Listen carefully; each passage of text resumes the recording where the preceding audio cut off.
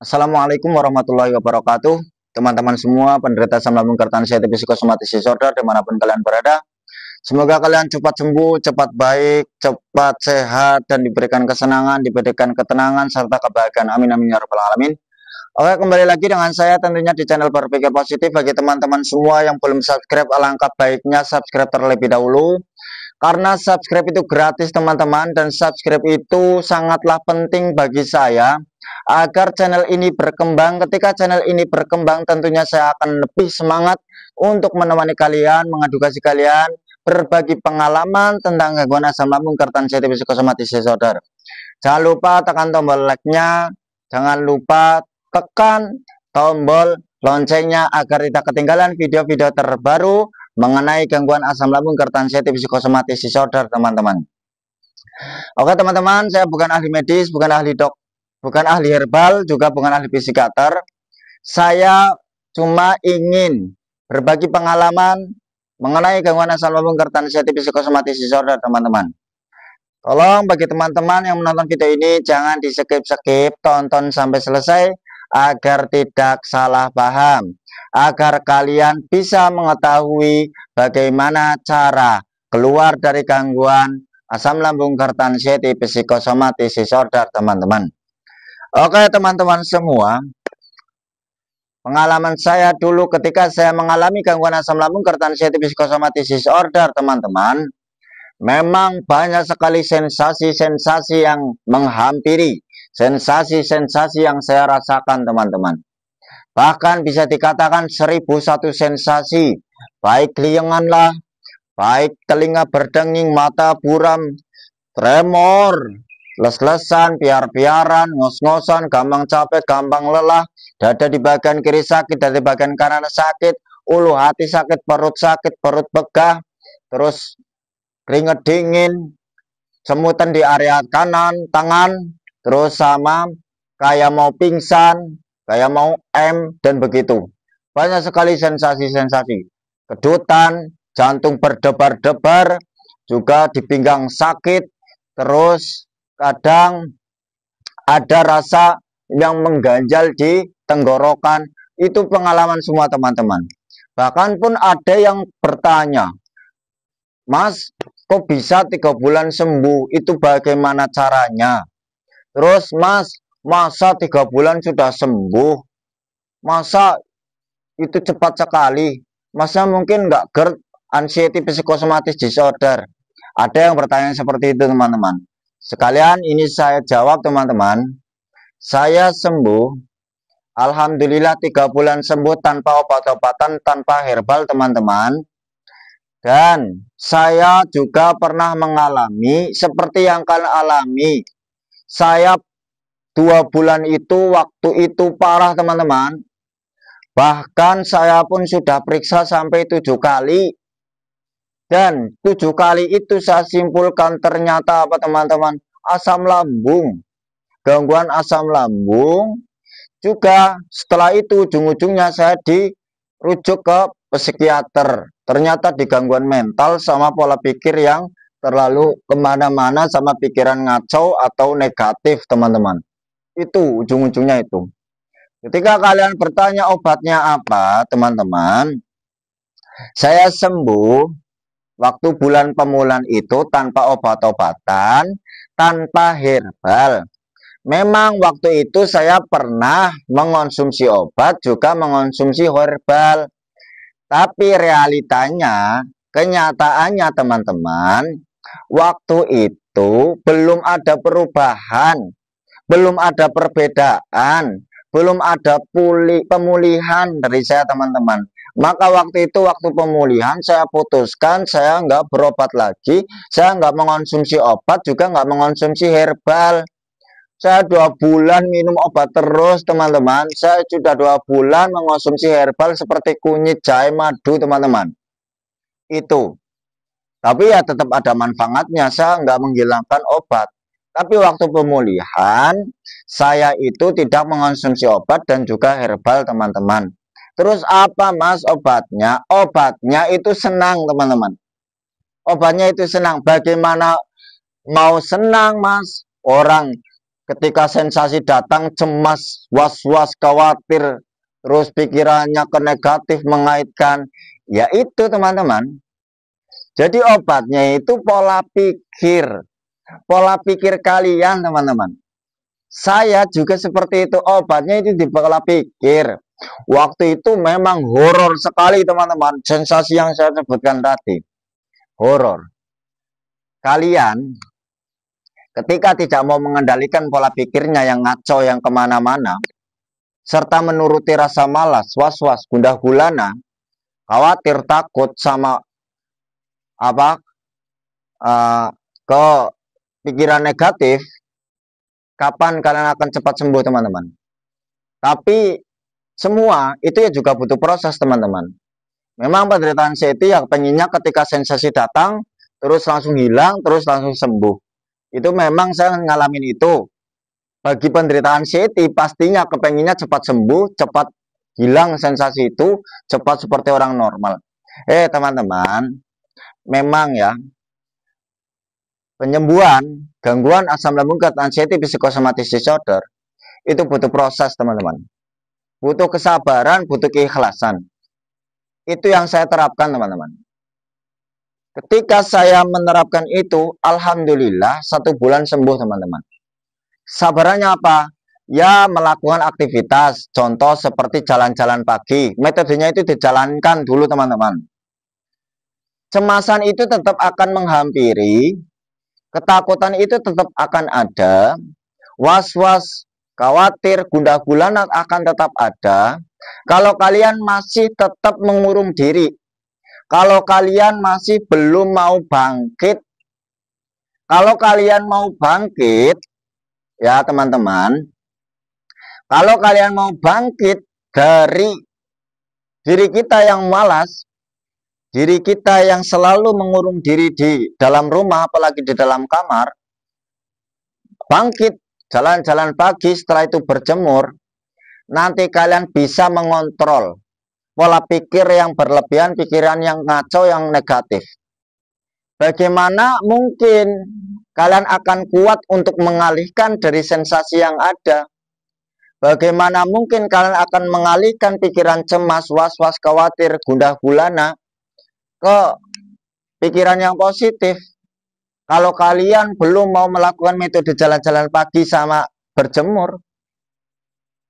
Karena apa teman-teman? Manfaatnya jalan-jalan pagi, pengalaman saya teman-teman, waktu pemula saya mengandalkan itu. Karena ketika jalan-jalan pagi, menikmati udara pagi, berdamai dengan alam, menikmati alam yang indah, serta mau berjemur, menikmati sinar matahari di pagi hari, tentunya akan mendapatkan vitamin D. Ketika sudah melakukan metode itu, nanti hormon endorfinnya, kebahagiaan itu dengan sendirinya ada teman-teman. Bahagia, senang, tenang. Juga akan mengembalikan hormon serotonin. Hormon serotonin itu fungsinya ketika sudah melakukan metode itu akan bisa mengendalikan mood kita, mengendalikan stres kita, akan mengendalikan pikiran negatif ke pikiran yang positif teman-teman. Lakukan itu dulu. Juga di pola pikirnya itu juga harus berlatih, jangan mengait-ngaitkan sensasi, bahwa apapun sensasinya bagi penderita asam lambung gerd anxiety psychosomatic disorder itu tidak berbahaya teman-teman. Itu cuma sensasi dari pola pikir kita yang berlebihan, yang kemana-mana. Itu pola pikirnya jangan terlalu stres, jangan terlalu over. Jangan selalu mengait-ngaitkan sensasi dengan penyakit berat, penyakit kronis. Itu nggak ada hubungannya teman-teman. Juga pola hidupnya dijaga teman-teman.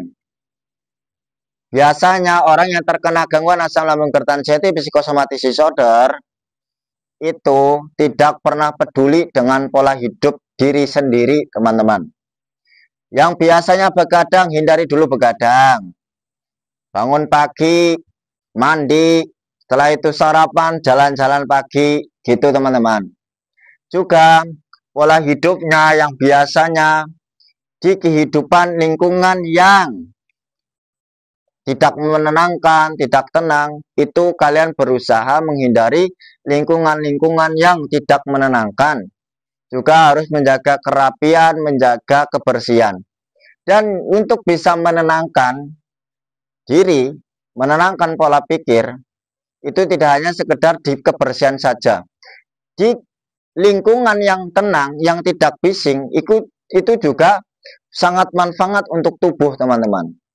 Maka perlu kalian kalau mau tidur, tubuh kita itu butuh dengan meditasi. Sangat penting teman-teman. Sebelum tidur, kita itu menetralisir dulu pola pikir kita, tubuh kita agar tidak terlalu tegang, agar tidak pikiran ngaco kemana-mana. Bagaimana solusinya? Pengalaman saya kalau mau tidur, saya itu meditasi teman-teman, menenangkan diri dengan cara mendengarkan musik relaksasi atau mendengarkan afirmasi teman-teman. Juga saya ketika itu ya saya juga sambil memegang tasbih ini yang beragama Islam, saya membaca astagfirullah, astagfirullah, astagfirullah berulang-ulang teman-teman. Itu apa? Untuk memeditasi tubuh kita agar netral teman-teman. Pedulikan diri kita, sayangi diri kita. Biasanya orang yang terkena gangguan asam lambung hipertensi psikosomatis teman-teman, satu yaitu orangnya nggak enakan. Cara istilah Jawanya itu ora kepenakan atau rikuh. Itu teman-teman. Juga sering memendam emosi. Bagaimana mau menguapkan emosi mas? Orang nggak enakan. Iya memang. Jadi mulai sekarang jadilah orang yang bijak. Untuk apa? Untuk kebutuhan diri kita teman-teman. Maafkan yang telah terjadi. Apapun kesalahannya maafkan. Terutama maafkan dan minta maaflah ke diri kita sendiri teman-teman. Itu. Rasa nggak enakannya itu harus dihilangkan. Juga rasa rikuannya itu ya harus dihilangkan teman-teman. Juga emosinya juga harus dihilangkan. Jangan sering memendam emosi. Gurundel olo cara bahasa Jawanya. Itu hindari dulu. Atau dihindarilah, itu nggak baik, itu nggak bijak teman-teman. Itu pengalaman saya seperti itu dulu. Juga bagi penderita asam lambung hipertensi psikosomatis disorder bisa terkena gangguan itu biasanya pengen perfeksionis, pengen berpenampilan sempurna, pengen berpenampilan wah jos gandos gitu teman-teman. Itu. Maka hal-hal yang sekiranya memicu asam lambung itu terjadi itu harus dihilangkan. Hal-hal itu. Untuk apa? Kebutuhan diri kita sendiri teman-teman. Terus yang ketiga, pola makannya. Tidak hanya sekedar menu makannya saja yang diperhatikan teman-teman. Tapi pengalaman saya mempraktekkan, tapi pola makannya dijaga, tidak hanya sekedar menunya saja teman-teman. Banyak bagi penderita asam lambung hipertensi psikosomatis disorder terlalu mementingkan menu makanannya, tapi tidak mau tahu dengan pola makan yang benar. Nah, itu sangat penting teman-teman. Menu makannya diperhatikan, pola makannya juga lebih diperhatikan teman-teman. Maksudnya gimana mas? Maksudnya menu makanan kalian sudah memilih sesuai kebutuhan kita. Kita juga ketika memilih menu makanan itu menyesuaikan dengan kebutuhan tubuh kita teman-teman. Setiap orang itu berbeda-beda kebutuhannya, menu makanannya berbeda-beda. Kalau pengalaman saya, menu makanan yang dihindari teman-teman itu makanan yang bersantan sama pedas. Tapi ada juga teman-teman yang ketika makan bersantan itu cocok ada. Ada yang menu makanannya itu tidak makan gorengan. Di saya makan gorengan aman. Ada teman-teman yang makan gorengan itu nggak nyaman atau reflux, asam lambung naik. Jadi berbeda-beda. Jadi menu makanan itu menyesuaikan kebutuhan. Ketika makan nih, terus asam lambung naik, reflux. Berarti itu respon, memberikan sinyal bahwa itu tidak sesuai apa yang dibutuhkan tubuh teman-teman. Begitu. Jadi makanya sesuai butuh. Terus pola makannya, ketika makan, pas makan jangan stres. Pikirannya jangan kemana-mana. Sama pikirannya itu harus netral. Jangan dalam keadaan takut, jangan keadaan emosi. Jangan disambil nonton HP. Jangan disambil menonton video yang menegangkan. Kita pola makannya harus netral, pas makannya itu harus netral, menikmati setiap kunyahan, nikmati makanan itu, bersyukurlah. Itu teman-teman. Juga jangan makan berlebihan. Makanlah secukupnya saja teman-teman. Itu obatnya yang saya praktekkan teman-teman. Pola makannya sama menu makanannya itu harus berjalan semuanya. Makan jangan berlebihan. Terus makan sedikit-sedikit tapi sering. Jaraknya 4 jam sekali makan, 4 jam sekali makan tapi sedikit-sedikit. Jangan berlebihan. Berhenti sebelum kenyang. Kalau terlalu kenyang, itu nanti akan menimbulkan reflux asam lambung naik teman-teman. Jadi gitu, makan sedikit-sedikit tapi sering, itu praktekkan. Itu obatnya saya teman-teman waktu pemulihan. Juga melakukan metode jalan-jalan pagi. Itu penting. Saya obatnya itu teman-teman. Kalian harus mempraktekkan itu. Gaya hidupnya harus dirubah. Nah, kenapa kita diberi ujian ini? Kenapa kita diperingatkan ya melalui gangguan asam lambung karena sensitif psikosomatis disorder? Ternyata mau tidak mau kita itu kurang menikmati hari ini, kurang bersyukur, sama kurang memperdulikan diri kita sendiri teman-teman. Kurang kasih sayang kepada diri kita sendiri, kurang cinta kepada diri kita sendiri teman-teman. Itu. Sebenarnya gangguan ini tidak melemahkan kalian teman-teman, tapi untuk menyadarkan kalian, ternyata ada pola-pola yang salah yang pernah kita lakukan. Itu. Nah, itu sangat penting. Banyak dari orang-orang, teman-teman kita yang terkena gangguan asam lambung, sebenarnya itu tidak disebabkan makannya saja teman-teman, menu makanannya. Nyatanya banyak orang yang makan gizinya banyak, nutrisinya banyak, orang-orang yang kaya, tetap ada yang kena asam lambung. Ternyata apa teman-teman? Ketika menjaga pola makannya itu belum baik, makan masih disambil kerja, disambil melakukan aktivitas, makan sambil berdiri, juga kurang menikmati setiap kunyahan, disambil nonton HP, disambil ngapa-ngapain. Itu ya saya juga pengalaman seperti itu teman-teman. Jadi sebenarnya tidak hanya di menu makanannya saja. Setiap hari saya itu juga minum air hangat 8 gelas teman-teman. Minum bening itu 8 gelas setiap harinya. Itu obatnya. Saya ikhtiar itu teman-teman. Ketika kalian mau melakukan itu, kalian itu pasti akan ada perbedaan. Melalui metode juga mau menjaga 3 P-nya itu. Saya tanpa obat-obatan, tanpa herbal-herbalan. Semua obat tidak menuju atau tidak, semua obat itu tidak hanya obat kimia saja teman-teman. Ternyata obat itu bisa dengan aktivitas yang menyenangkan, menjaga 3 P-nya, cukup makan, menjaga pola hidupnya, sama pola pikirnya, itu ternyata juga bisa menjadi obat teman-teman. Saya sudah membuktikan. Obat-obatan itu tidak hanya obat kimia, tidak hanya obat herbal. Itu teman-teman. Jangan anggap obat itu hanya obat kimia sama herbal teman-teman. Kita menjaga pola pikir, menjaga pola makan, sama menjaga pola hidup itu pun juga menjadi obat. Melakukan metode itu juga menjadi obat teman-teman. Jalan-jalan pagi, melakukan aktivitas yang menyenangkan, yang menjadi hobi kita. Nah ini sekalian teman-teman, kalian juga harus bangkit teman-teman ya. Kalian harus bangkit, lakukan metode, jaga 3 P. Mau sampai kapan kalian menuruti rasa malas itu? Mau sampai kapan kalian hanya merasakan sensasi, mengait-ngaitkan sensasi, hidup dalam kecemasan, ketakutan, was-was, sama gundah gulana. Makanya mulai saat ini kalian harus bangkit, berjuang melawan anxiety, keluar dari gangguan anxiety disorder teman-teman. Kalian pasti bisa, kalian pasti sembuh, dan perlakukanlah diri kalian seperti layaknya orang sembuh, orang sehat teman-teman. Kalian yakin bahwa gangguan ini pasti sembuh. Jangan bimbang, jangan ragu. Ketika kalian ragu akan kesembuhan dari asam lambung karena sensitif psikosomatis disorder, itu akan memperlambat kesembuhan teman-teman.